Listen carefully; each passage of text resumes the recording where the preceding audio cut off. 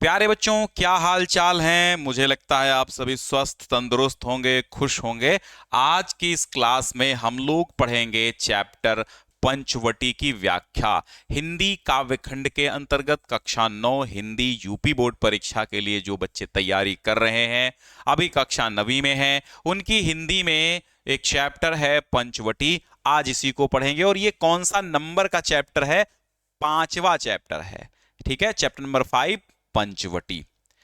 चारों चंद्र की चंचल किरणें खेल रही थी जल थल में। चारों चंद्र की चंचल किरणें खेल रही थी जल थल में।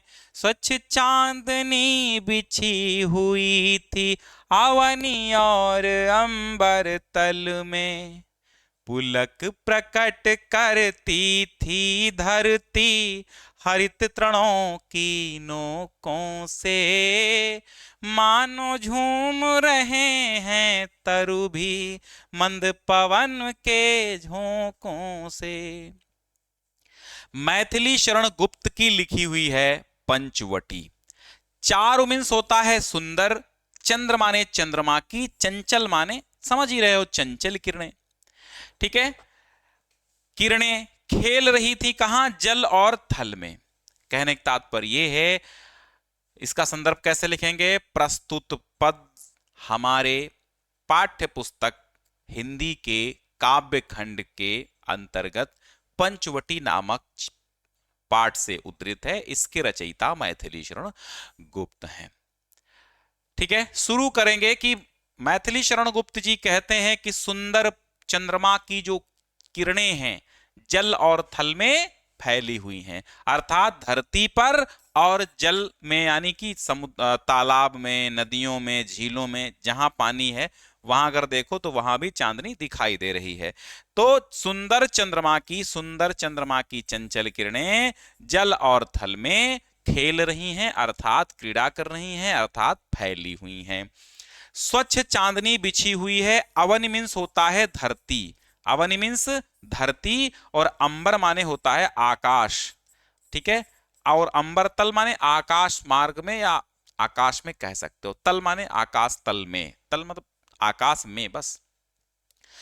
तो जो स्वच्छ चांदनी है, स्वच्छ चांदनी मतलब एकदम साफ चांदनी, उज्जवल चांदनी पृथ्वी और आकाश में फैली हुई है, बिछी हुई है। तो स्वच्छ चांदनी कहां कहां बिछी हुई है?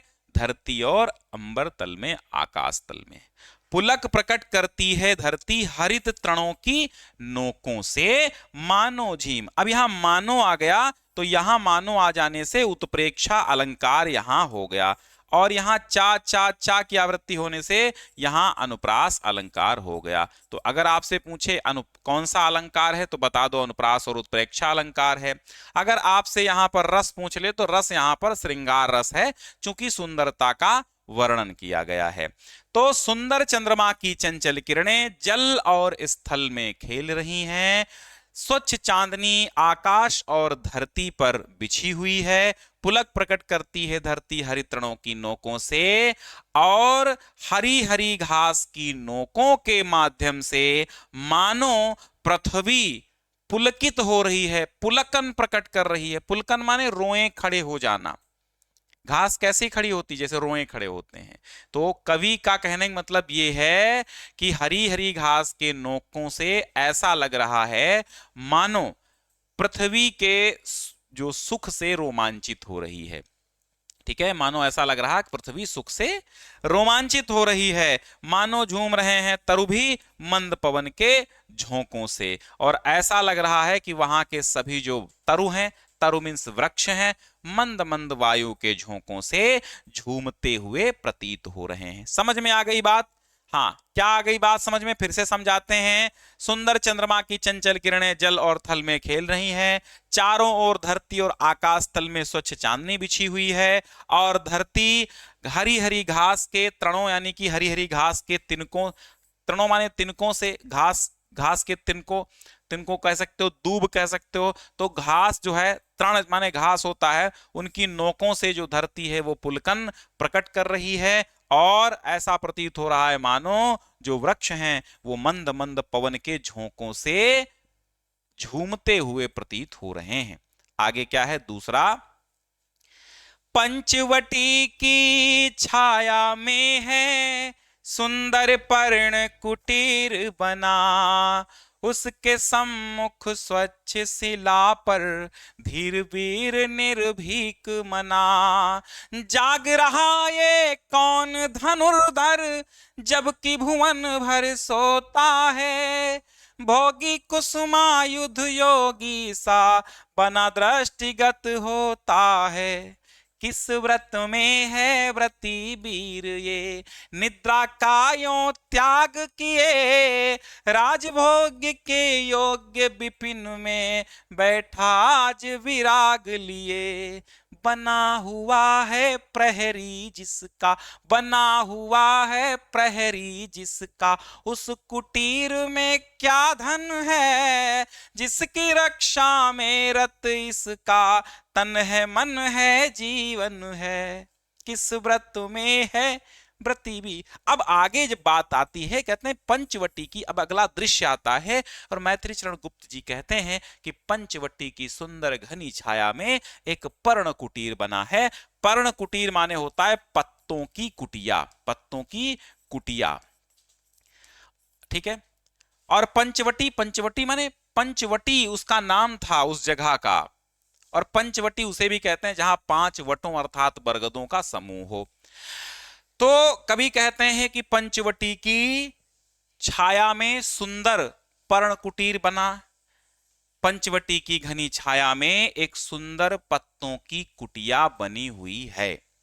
उसके सम्मुख, सम्मुख माने सामने, स्वच्छ शिला, शिला माने चट्टान पर, एक साफ सुथरी चट्टान पर धीर वीर निर्भीक मना, मना माने मन वाला, मना माने मन वाला, निर्भीक माने निडर, निडर मन वाला, धीर अर्थात धैर्यवान, वीर और निडर मन वाला एक वीर सैनिक। उस पत्थर की कुटिया के सामने एक स्वच्छ विशाल पत्थर पड़ा हुआ है। उस पत्थर पर उसके ऊपर क्या है, एक धैर्यशाली निर्भीक मन वाला वीर पुरुष बैठा हुआ है। कैसा वीर बैठा है, जो धैर्यवान है और निर्भीक मन वाला है, उसी स्वच्छ शिला पर बैठा हुआ है। जाग रहा, कभी अचानक प्रश्न करता है अपने मन में, अरे इतनी रात गए कौन जाग रहा है, कि जाग रहा ये कौन धनुर्धर, धनुर्धर माने धनुषधारी, जबकि भुवन, भुवन माने होता है संसार, ठीक है, संसार, जबकि भुवन भर माने संपूर्ण संसार सो रहा है। कवि कहते हैं कि सारा संसार सो रहा है, परंतु ये धनुषधारी इस समय भी जाग रहा है। ये कौन है? भोगी कुसुमायुध योगी सा बना दृष्टिगत होता है। कुसुमायुध मीन्स होता है कामदेव। कामदेव कौन है? कामदेव सबसे सुंदर कहे गए हैं संसार में। योगी सा, योगी के समान, यहां उपमा अलंकार हो गया, सा सीसा लग जाए तो उपमा अलंकार, ठीक है, और यहां सा की आवृत्ति हो जाने से अनुप्रास अलंकार भी हो गई, ठीक है, हो गया। भोगी कुसुमायुध योगी सा बना दृष्टिगत होता है।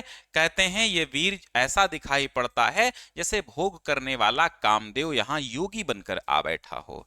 भोगी कुसुमायुध माने कामदेव योगी के समान, यानी भोग करने वाला कामदेव आज योगी के समान बना हुआ दृष्टिगत माने दिखाई दे रहा हो।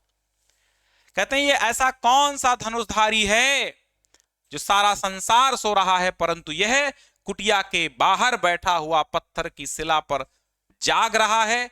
ऐसा प्रतीत हो रहा है मानो कामदेव, यहां जो भोगी कामदेव है, भोग करने वाला कामदेव है, वो योगी बनकर के यहां पर बैठा हो, ठीक है। तो रस की अगर बात करें भैया, तो रस यहां पर शांत है। पहले में श्रृंगार रस था, यहां शांत रस है।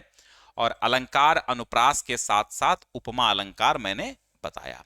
तीसरा देखो, किस व्रत में है व्रती वीर ये, निद्रा का यों त्याग किए। फिर आगे प्रश्न करते हैं कि किस व्रत में ये जो वीर है, ये जो वीर है निद्रा, निद्रा का यूं त्याग किए, निद्रा का यूं त्याग किए। भाई किस व्रत में? ये जो वीर पुरुष है इसने कौन सा व्रत धारण कर रखा है? किस व्रत में है व्रती वीर? यह व्रती माने व्रत धारण कर रखा है। किस व्रत में? कौन से व्रत का, कौन से व्रत, कौन सा व्रत है धारण कर रखा है इस व्रती वीर ने? व्रत रखने वाले इस वीर ने कौन सा ऐसा व्रत है जो धारण कर रखा है? इस तरह ये अपनी नींद को त्याग दिया है इसने। किस व्रत में है व्रती वीर ये निद्रा का योग त्याग किए? कि इस वीर पुरुष ने ये कौन सा व्रत धारण किया है जिसके कारण इस प्रकार निद्रा त्याग करके बैठा हुआ है? राजभोग के योग्य। अरे ये तो राज के भोगने के योग्य है, ये तो राज भोगने के योग्य है, ये तो राज्य के सुखों को भोगने के योग्य है। परंतु विपिन माने जंगल में बैठा, आज विराग माने वियोग लिए, विराग माने वैराग्य लिए बैठा हुआ है, वैराग्य किए। तो ये राज भोग्य के योग्य है और आज यह जंगल में वैराग्य धारण किए बैठा हुआ है। कौन है ये वीर पुरुष? बना हुआ है प्रहरी जिसका, प्रहरी माने पहरा देने वाला। अरे जिसका प्रहरी बना हुआ है उस कुटीर अर्थात उस कुटिया में क्या धन है? उस कुटिया में ऐसा कौन सा धन है जिसका ये पहरेदार बना हुआ है, जिसकी रक्षा में रत, रत माने लीन है, रत माने लीन है, इसका तन माने शरीर, इसका शरीर और मन और जीवन जिसकी रक्षा में लीन है, ऐसा इस कुटिया में कौन सा धन है? कवि कहते हैं कि पता नहीं इस कुटिया में ऐसा कौन सा धन है जिसकी रक्षा में इसका तन मन शरीर जीवन सब रमा हुआ है, तन मन धन से जिसकी रक्षा में वो लगा हुआ है, ऐसी कुटिया में कौन सा धन है? तो यहां रस की बात करें अगर, तो रस वही है, अद्भुत रस है, अद्भुत, अद्भुत आश्चर्य हो रहा है ना, तो अद्भुत रस है। फिर आगे सवाल के बाद जवाब आता है, और वो जो प्रहरी बने हुए खड़े हैं वो कौन है? वो लक्ष्मण है। माता सीता अंदर सो रही हैं, प्रभु राम भी अंदर सो रहे हैं। कुटिया के बाहर लक्ष्मण हिंसक पशुओं से रक्षा के लिए 24 घंटे तत्पर हैं, शिला पर बैठे हुए हैं, व्रत धारण किए हुए। कवि उनको देख रहा है और कवि कविता लिख रहा है। आगे कवि कहते हैं कि मर्त्यलोक मालिन्य मेटने स्वामी संग जो आई है, मर्त्यलोक मालिन्य मेटने स्वामी संग जो आई है, तीन लोक की लक्ष्मी ने ये कुटी आज अपनाई है। वीरवंश की लाज यही है, फिर क्यों वीर न हो प्रहरी, विजनदेश है निशा शेष है, निशाचरी माया ठहरी। कविवर कहते हैं कि वास्तव में मर्त्यलोक अर्थात मृत्यु लोक की मालिन्य माने मलिनता, गंदगी, मृत्यु लोक की मलिनता को मेटने के लिए स्वामी के संग में जो सीता माता आई हैं, तीन लोक की वह लक्ष्मी है और उन्होंने ये आज कुटी जो है अपनाई है, उन्होंने ही ये कुटी अपनाई है। वीरवंश की लाज यही है और वीरवंश रघुवंश रघुकुल की ये लाज है। फिर क्यों वीर न हो प्रहरी, फिर ऐसा वीर इनकी रक्षा में क्यों न हो, फिर ऐसा प्रहरी क्यों न हो। कहते हैं कि तीनों लोकों की बुराइयों को खत्म करने के लिए माता सीता स्वामी राम के संग आई हैं, मनुष्य लोक की बुराइयों को दूर करने के लिए इस कुटी में तीनों लोकों की लक्ष्मी सीता जी ने अपना आसन लगाया है। वह वीरों के वंश की प्रतिष्ठा है, शान है, लाज है। तो रघुवंश वीरों का वंश है और उनकी रक्षा के लिए कोई रघुवंश का वीर ही होगा, ठीक है, कोई उनकी रक्षा में रघुवंश का ही कोई वीर होगा। तो वीर वहां पर इतना बड़ा वीर क्यों न हो, क्योंकि सीता जी की प्रतिष्ठा में कोई आंच ना आए, इसलिए लक्ष्मण जैसे प्रहरी को लगा रखा है। और यहां पर उनको इसीलिए नियुक्त किया गया है। कहते हैं वीर वंश की लाज यही है, फिर क्यों वीर न हो प्रहरी। अरे भाई, वीर वंश रघुवंश की लाज, उनकी प्रतिष्ठा सीता माता है, फिर यहां पर लक्ष्मण जैसा वीर प्रहरी क्यों न हो, है। और फिर आगे कहते हैं कि ये विजन देश है। विजन माने होता है निर्जन, जहां पर कोई न हो, सुनसान देश है, निशा शेष है और आधी रात हो चुकी है, बहुत सारी रात बाकी है।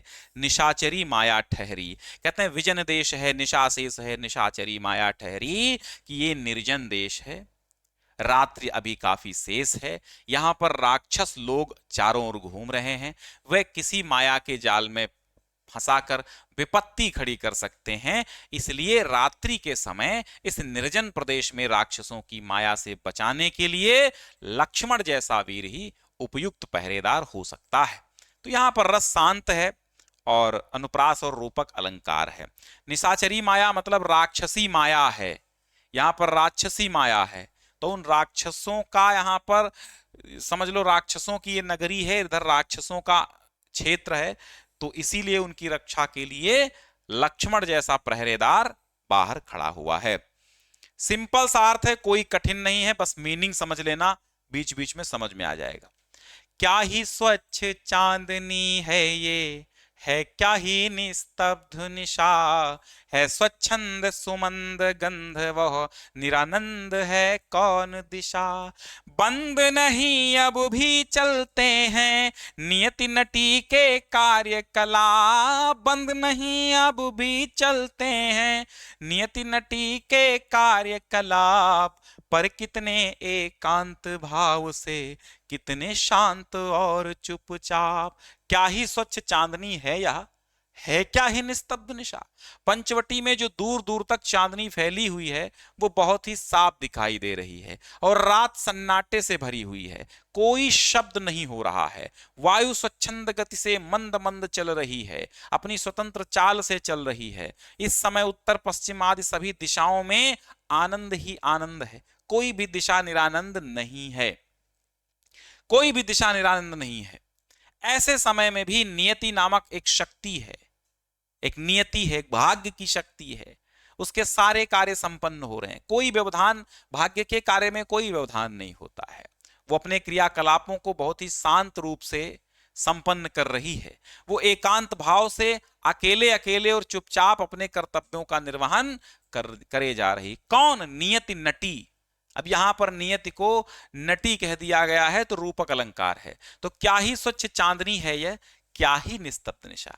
अरे भाई, पंचवटी में दूर दूर तक क्या ही मजेदार चांदनी फैली हुई है, और निस्तब्ध निशा, निस्तब्ध माने शांत, निस्तब्ध माने शांत, निशा माने रात्रि, बहुत ही शांत रात्रि है और पूरी चांदनी फैली हुई है।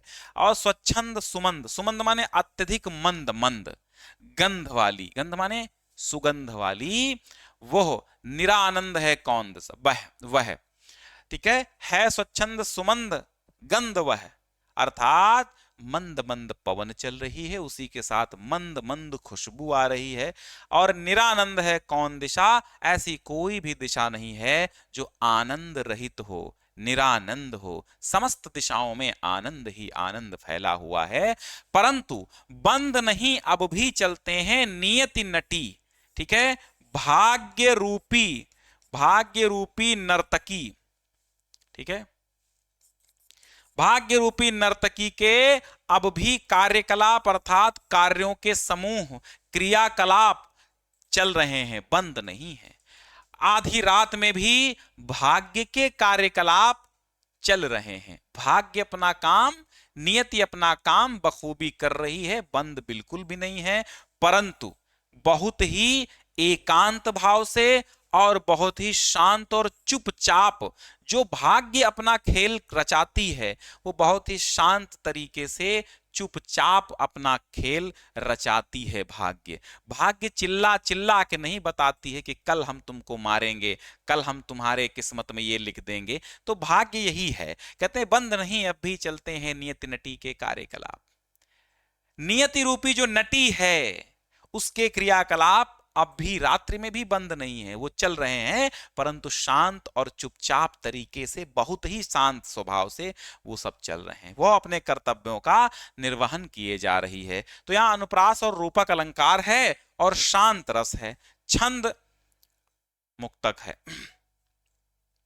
अब बहुत ही इंपॉर्टेंट है, बार बार ये पूछी जाती हैं पंक्तियां, तो इंपॉर्टेंट है, अर्धवार्षिक वार्षिक सब जगह पूछी जा सकती हैं। है बिखेर देती वसुंधरा मोती सबके सोने पर, रवि बटोर लेता है आकर सदा सवेरा होने पर। है बिखेर देती वसुंधरा मोती सबके सोने पर, रवि बटोर लेता है आकर सदा सवेरा होने पर।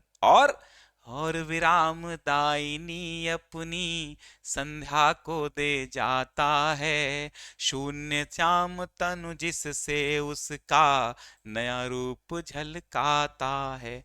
कहते हैं कवि मैथिली शरण गुप्त कि है विखेर देती वसुंधरा मोती सबके सोने पर, यानी जब पूरी दुनिया सो जाती है तो ये वसुंधरा, वसुंधरा मीन्स होती है धरती, धरती या पृथ्वी, मोती तो समझ रहे हो, सोने मतलब सो जाने पर। ये जो धरती है जब समस्त लोक सो जाता है तो नित्य प्रति मोती बिखेर देती है। ये पृथ्वी सबके सो जाने पर मोती बिखेर देती है, आकाश में नक्षत्र रूपी मोतियों को फैला देती है। लेकिन कहने का तात्पर्य यह है कि जब पूरी दुनिया सो जाती है तो रात्रि में नक्षत्र रूपी मोती बिखेर देती है वसुंधरा, इसके बाद रात्रि ओस टपकाती है और प्रातः काल जब होती है तो ओस की बूंदें मोती के रूप में दिखाई देती हैं। और जब मोती के रूप में ओस की बूंदें दिखाई देती हैं, रवि माने होता है सूर्य, और ये सूर्य जो है बटोर लेता है उनको सदा सवेरा होने पर। लेकिन जैसे ही प्रातः काल होता है, चांदनी रात होती है, ओस गिरती है और दूब के घास के कणों पर, अगर तिनकों के कणों पर देखें, दूब घास की नोकों के कणों पर देखें तो आपको मोती जैसे बूंद ओस के दिखेंगे और चांदनी रात में वो मोतियां खूब चमकती हैं। परंतु रवि बटोर लेता है आकर उनको सदा सवेरा होने पर, परंतु सूर्य जब प्रातः काल होता है, सूर्य आता है और अपनी धूप फैलाता है और उन मोतियों को सुखा देता है। तो कवि कल्पना करता है और कहता है कि सूर्य सदा ही प्रातः काल हो जाने पर उनको बटोर कर रख लेता है। लेकिन वो सूर्य भी दे देता है, क्या दे देता है? वो सूर्य भी नक्षत्र रूपी मोतियों को संध्या रूपी सुंदरी को देकर अपने लोक चला जाता है कि और विराम दायिनी अपनी संध्या को दे जाता है। क्या वर्णन है, अद्वितीय, अनुपम। कहते हैं कि वो मोती बटोर तो लेता है, सदा सवेरा होने पर वो सारे मोती बटोर लेता है, लेकिन वही मोती यानी कहने का मतलब दो यहां पर कई अर्थ निकल रहे हैं। एक तो ओस रूपी मोती, दूसरे जो आकाश में नक्षत्र रूपी मोती हैं वो भी। कहते हैं जब सभी सो जाते हैं तो सबके सोने के बाद नक्षत्र रूपी मोतियों को पृथ्वी फैला देती है और ओस के कणों के माध्यम से चांदनी के द्वारा चमकते मोती धरती पर, दूब के कणों पर भी फैला देती है। और सूर्य सदा प्रातः काल जैसे ही होता है तो आकाश के जो नक्षत्र रूपी, नखत रूपी, तारे रूपी मोती हैं उनको भी समाप्त कर देता है, बटोर लेता है। सदैव सवेरा होने पर, सूर्य आने पर सारे आकाश के मोती बटोर लेता है। और विराम दायिनी माने विराम देने वाली, आराम देने वाली, विराम दायिनी माने आराम देने वाली संध्या को उन मोतियों को बटोर कर दे जाता है। इसीलिए शून्य श्याम, श्याम माने काला, तनु माने शरीर, इसलिए उसका जो काला शरीर है उसका नया रूप झलकाता है। वही मोती शाम होने पर फिर से आकर के बिखर जाते हैं आकाश में तारे के रूप में, और जिससे उस संध्या का जो रूप होता है वो और काला होकर के और क्या हो जाता है, प्रदीप्त होने लगता है। इससे उसका क्या होता है, उस संध्या रूपी सुंदरी का शून्य सा श्यामल सा रूप झिलमिल करता हुआ अति प्रदीप्त होता है। तो यहां अतिशयोक्ति अलंकार भी हमें देखने को मिला है। बात समझ में आई हो तो लाइक करके एक बार शेयर कर दीजिए अपने सारे क्लास के साथियों को। जरूरी है, क्योंकि आपको शायद ही कोई पढ़ा रहा हो कंप्लीट कोर्स, मैं करा रहा हूं भाई, कंप्लीट तो दे रहा हूं। प्लेलिस्ट जाओ देखो, जो जो कम है आपका वो आप वहां जाकर के देख लो, प्लेलिस्ट बनी हुई है इसी चैनल पर। और दूसरी बात, अगर आपको और कुछ चाहिए तो कमेंट कर सकते हो कि सर ये पढ़ा दीजिए, वो पढ़ा दीजिए, मतलब जो पढ़ा चुके हैं कुछ छूटा है तो बताते रहिए क्या अब आपको चाहिए आगे, है ना। हाँ, तो शून्य श्याम तन जिससे उसका नया रूप झलकाता है, जिससे संध्या सुंदरी का जो शून्य सा श्यामल सा रूप है झिलमिल करता हुआ और चमकने लगता है। अगला देखिएगा, सरल तरल जिन तुहिन कणों से हंसती हर्षित होती है, अति आत्मीया प्रकृति हमारे साथ उन्हीं से रोती है, अनजानी भूलों पर भी वो अदय दंड तो देती है, पर बूढ़ों को भी बच्चों सा सदैव भाव से सेती है। सरल तरल जिन तुहिन, तुहिन माने होता है ओस, ओस, ठीक है। सरल तरल जिन तुहिन कणों से हंसती हर्षित होती है, कभी तो प्रकृति पृथ्वी पर जिन ओस के कणों से हंसती है और हर्षित होती है, मतलब प्रसन्न होती है, हंसती है और प्रसन्न होती है, उन्हीं ओस के कणों के माध्यम से वो हमारे अत्यंत ही निकट और आत्मीय कष्टों से व्यथित होकर रोती हुई भी प्रतीत होती है। यानी कहने का मतलब यह है, कभी ओस की बूंदें मोती सी चमकदार प्रकृति की प्रसन्नता को व्यक्त करती हैं और कभी आंख के आंसुओं के रूप में हमारे दुखों से दुखित होकर के रोती हुई प्रतीत होती हैं। कभी तो ये इतनी निर्दय निष्ठुर हो जाती है कि वो अनजाने में हमारे द्वारा की गई भूलों के कारण हमें कठोर से कठोर दंड दे देती है। जैसे भूकंप है, अतिवृष्टि है, ओला है, बाढ़ है, तूफान है, आंधी है, बवंडर है, बिजली है। कभी इतनी दयालु हो जाती है कि बूढ़ों को भी बच्चों की भांति ही बड़े दया भाव से वो पालती पोसती है, सेवा करती है। ठीक है, तो सरल तरल जिन तुहिन कणों से, तुहिन माने ओष के कणों से, जिन ओष के कणों से, जिन सरल और तरल माने तरल समझते हो लिक्विड, तो जिन सरल और तरल ओस के कणों से यह प्रकृति, यहां पर प्रकृति की बात है, यह प्रकृति हंसती है और हर्षित माने प्रसन्न होती है, अति आत्मीया प्रकृति हमारे साथ उन्हीं से रोती है। और ये जो आत्मीया प्रकृति है, बहुत ही आत्मीया प्रकृति है, ये कष्टों से व्यथित होकर हम सबके, हमारे सबके कष्टों से व्यथित होकर के रोती हुई सी प्रतीत होती है। अति आत्मीया प्रकृति हमारे साथ उन्हीं से रोती है, तो उन ओस के कणों के माध्यम से ऐसा प्रतीत होता है कि ये जो प्रकृति है वो बड़ी ही आत्मीया है, उसके हमारे आत्मा के निकट है, वो आत्मीय संबंध है और वो उनसे हमारे साथ रो रही है, हमारे दुखों से खुद दुखित होकर के रो रही है। लेकिन अनजानी भूलों पर, परंतु हम लोगों की अनजानी भूलों पर भी वो अदय माने निष्ठुर दंड देती है। अदय मतलब कह सकते हो जिसमें दया भाव न हो, एक कठोर बात कह सकते हो, कठोर दंड तो बिल्कुल पक्के से वो देती है, निर्दय और निष्ठुर हो जाती है और अनजाने में की गई भूलों के लिए भी वो हमें कठोर से कठोर दंड देती है। परंतु यही प्रकृति बूढ़ों को बच्चों सा सदैव माने बड़े ही दया भाव से सेती है, अर्थात बूढ़ों की भी यही प्रकृति बड़े दया भाव से सेवा करती, सेती माने सेवा करती है। आगे आता है, 14 वर्ष का वनवास हो गया है और बात आगे वनवास खत्म होने की है।